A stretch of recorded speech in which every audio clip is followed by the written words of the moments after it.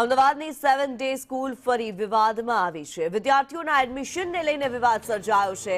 RT હેઠળ admission ન આપ્યાનો દાવો થઈ રહ્યો છે. માઇનોરિટીથી વંચિત રખાયાનો આક્ષેપ છે. 2400 વિદ્યાર્થીઓને વંચિત રાખ્યાનો દાવો કરવામાં આવી રહ્યો છે. ફોનલાઈન પર અમારી સાથે દિવ્યા ચૌહાણ છે. દિવ્યા, 7 ડે સ્કૂલનો વધુ એક વિવાદ. કિનરી 7th ડે સ્કૂલ ફરી એક વખત વિવાદમાં આવી છે. આરટીઈ હેઠળ વિદ્યાર્થીઓને માઇનોરિટીના નામે એડમિશન નથી આપ્યા તેવી કેટલાક વાલીઓ દ્વારા રજૂઆત કરવામાં આવી છે કે જોકે સરકાર હસ્તક સ્કૂલને લેવામાં આવી છે. ડીઈઓ સમક્ષ આ રજૂઆત કરવામાં આવી હતી. ડીઈઓ તરફથી આ તપાસ છે જે હાથ ધરવામાં આવી છે. ફરીથી એક વખત 7th ડે સ્કૂલના સત્તાધીશોની બેદરકારી હોવાનો વાલીઓ દ્વારા આક્ષેપ કરવામાં આવ્યો છે અને એક દાવામાં 2400 જેટલા વિદ્યાર્થીઓને વંચિત રખાયા હોવાનો પણ ઉલ્લેખ છે તે કરવામાં આવ્યો છે. જોકે આ બાબતને લઈને ડીઓ તરફથી શું તપાસ રિપોર્ટ રજૂ કરવામાં આવે છે તેના પર સૌ કોઈની નજર છે.